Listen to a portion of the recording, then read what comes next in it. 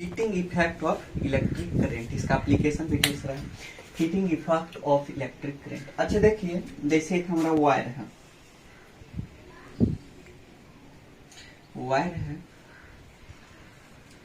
ना, मतलब कौन सा वायर है, हम कॉपर वायर नहीं लेते, एल्युमिनियम, ये सब तो गुड कंडक्टर ऑफ इलेक्ट्रिसिटी है। इसमें अब हीटिंग इफेक्ट ऑफ करंट हम कम, जो इसका जो हीटिंग इफेक्ट ऑफ करंट का एप्लीकेशन जो है हमको कम देखने को मिलेगा, मतलब लगभग नहीं। होता क्या है कि जब हम कोई भी हाई रेसिस्टेंस वायर, ये वायर है, इसका रेसिस्टेंस काफी ज्यादा हाई है, इसका रेसिस्टेंस काफी ज्यादा, मतलब करंट को रेस्ट्रिक्ट करता है फ्लो होने से। जब इसमें हम करंट फ्लो करेंगे तो आफ्टर टाइम टी हम देखेंगे कि वायर वायर क्या हो जाएगा, हीटेड हो जाएगा, मतलब काफी ज्यादा हॉट हो जाएगा। वायर क्या हो जाएगा, काफी ज्यादा हॉट, गर्म हो जाएगा। तो वेन जब किसी वायर से current and electricity current pass होता है और wire get heat, then this is called heating effect of electric current, है ना। वही हम देखेंगे। फर्स्ट ऑफ ऑल देखते हैं कि heating effect of electric current क्या है। When a current passing through a high resistance wire, then it's become and produce heat, and it becomes and produce heat. This is called heating effect of current. Heating effect of electric current क्या होता है कि जब कोई high resistance wire से हमारा current flow होता है, then it's become and produce heat, then wire becomes heat and produce heat. Wire become heat, गर्म हो जाता है, हॉट हो जाता है और हीट रिलीज करने लगता है। This is called heating effect of light, और इसी को क्या कहते हैं, हीटिंग इफेक्ट ऑफ लाइट। अब होता है तो ये ऐसा क्यों होता है, काहे हीट प्रोड्यूस होता है, देखते हैं। इट्स हैपन ड्यू टू हमारा जो इलेक्ट्रिक एनर्जी है, वो क्या होता है, इलेक्ट्रिक एनर्जी हमारा क्या होता है, हीट एनर्जी में कन्वर्ट हो जाता है। It happen due to electric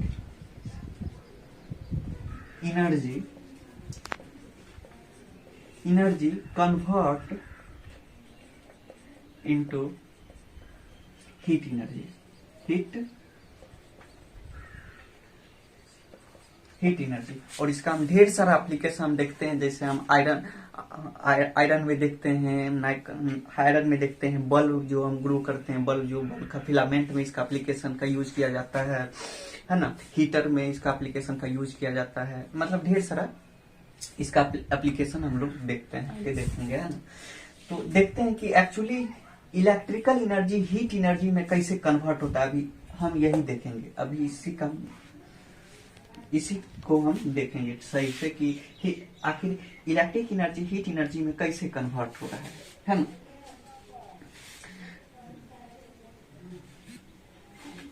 तो देखते हैं, जैसे हमारा क्या वायर है, तो हाईली रेजिस्टेंस वायर है। चलिए वो देखते हैं इलेक्ट्रिक क्या है हमारा। ये एक तो कोई इलेक्ट्रिक सर्किट है, क्या है, इलेक्ट्रिक सर्किट है,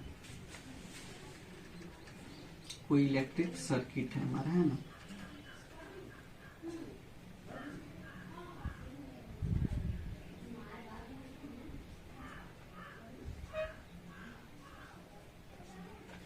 जो बैटरी से कनेक्टेड है ना। देखते हैं करंट क्या है, करंट क्या है, फ्लो ऑफ चार्ज है। करंट क्या है, फ्लो ऑफ चार्ज। मान लेते हैं let I current is passing through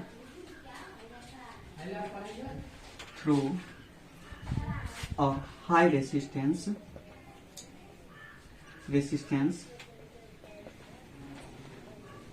wire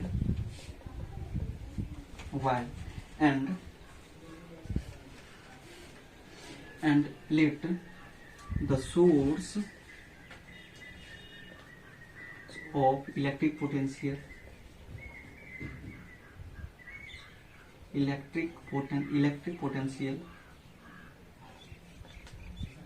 let the electric potential कितना है भी, the source of electric potential भी है, यानी यहां से भी वोल्ट पोटेंशियल डिफरेंस प्रोवाइड किया जा रहा है ना। ठीक है, इसमें आई करंट पास हो रहा है, वोल्ट कितना सोर्स ऑफ एनर्जी, भी वोल्ट का सोर्स ऑफ एनर्जी इसको प्रोवाइड किया जा रहा है। हाईली रेसिस्टेंस वायर आर है ना, वायर क्या हाईली रेसिस्टेंस वायर आर, इनका रेसिस्टेंस क्या आर है। अब इसमें देखते हैं कि अंदर में क्या क्या होता है ना। अच्छा, चार्ज क्या होता है, करंट कब फुल होता है, जब चार्ज जो होता है ना, चार्ज हमारा क्यू मूव करता है। वेन चार्ज जब मूव करेगा, हमारा क्यू चार्ज जब मूव करता है, जैसे ये हमारा क्यू चार्ज मूव करेगा है ना, तो मूव करता है किसके अगेंस्ट वो मूव करता है, पोटेंशियल डिफरेंस के अगेंस्ट मूव करता है। पोटेंशियल डिफरेंस के अगेंस्ट क्या करता है, मूव करता है ना। तो जब चार्ज पोटेंशियल डिफरेंस के अगेंस्ट मूव कर रहा है, तो ओब्वियसली है कि चार्ज के द्वारा कुछ ना कुछ वर्क डन हो रहा होगा, है ना। चार्ज के द्वारा क्या हो रहा होगा, कुछ ना कुछ वर्क डन हो रहा होगा, है ना। तो work done by moving charge क्या होगा, moving charge, work done by the moving charge क्या हो जाएगा हमारा, W इज इक्वल टू किसके अगेंस्ट है, पोटेंशियल डिफरेंस V के अगेंस्ट है, तो V इंटू क्यू, ये क्या हो गया, मेरा वर्क डन हो गया, है ना। ठीक है, वर्क डन हो गया। अब देखते हैं power supply by the battery, battery कितना पावर एनर्जी के फॉर्म में सप्लाई कर रहा है। तो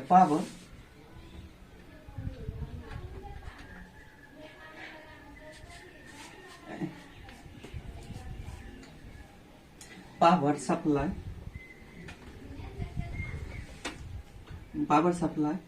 bye battery, power supply by the battery for time T time के लिए जब पावर बैटरी सप्लाई करेगा, देन क्या होगा, W by T is equal to क्या हो जाएगा, V by Q divided by T time T के लिए, यानी P इक्वल टू क्या हो जाएगा, V into Q by T क्या होता है, करेंट होता है, क्यू बाई टी क्या होता है, करेंट होता है, यानी P बराबर क्या होता है, VI। ठीक, P क्या होता है, P बराबर VI, volt into voltage into current. ठीक है ना। अब दिस पावर जब टी टाइम के लिए जब हम पावर सप्लाई किए बैटरी के द्वारा करंट में, तो after time T the potential difference, electric potential convert into convert into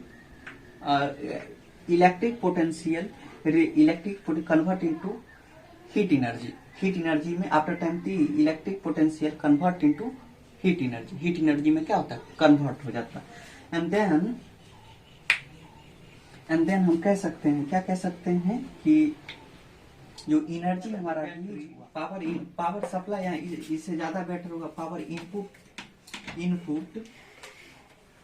bye the battery कितना हो जाएगा, WT बराबर V क्यू बाई टी, यानी क्यू बाई टी हमारा क्या होता है, करंट होता है I, यानी P बराबर क्या होगा, V इंटू I। ठीक है, अब total energy supply by the battery in time T, total energy supply by the battery, total energy supply by the battery by the source कहो या बैटरी सिमिलर है। Total energy supply by the source कितना हो जाएगा, energy किसके form में supply करता है, हीट के फॉर्म में सप्लाई करता है, यानी हम कह सकते हैं H is equal to P into T, कितना पावर टाइम, कितना टाइम टी के लिए सप्लाई किया गया है, यानी आपका हो जाएगा पी क्या है हमारा वी आई इंटू टी, यानी आपका आया H is equal to V I into T. H क्या है हमारा वी आई इंटू टी, यही आपका energy supply by the source for time T. जो इलेक्ट्रिक एनर्जी होता है हमारा हीट एनर्जी में कन्वर्ट हो जाता है इसी रेट से, तो इसको नोट कर लीजिए। और इसी इक्वेशन को जूल्स लॉ कहा जाता है, जो अभी हम आगे डिस्क्राइब जूल्स लॉ कहा जाता है ना। इसको नोट कीजिए, स्टार्ट करें। तो देखिए अभी देखते हैं जूल लॉ। अभी हम क्या देखे थे कि H इक्वल टू क्या आया हमारा heat energy in the form of heat is equal to क्या है potential difference I into T, बस इसी से लिखा गया है। According to Joule's law heat energy release is directly proportional to potential difference across the wire, current follow through across the wire and for time t। देखते हैं according to Joule law heat energy release is directly proportional to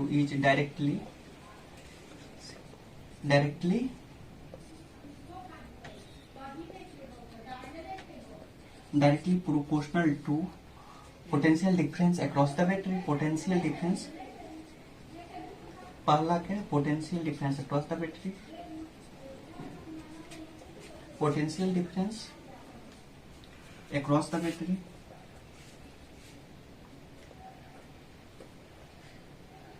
across the battery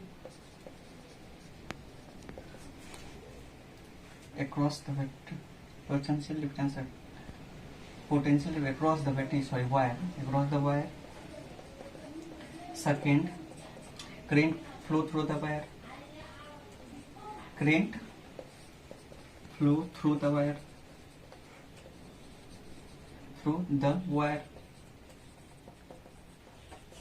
और third क्या है हमारा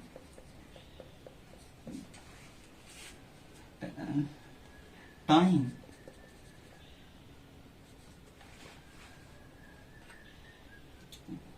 current flow through the wire and time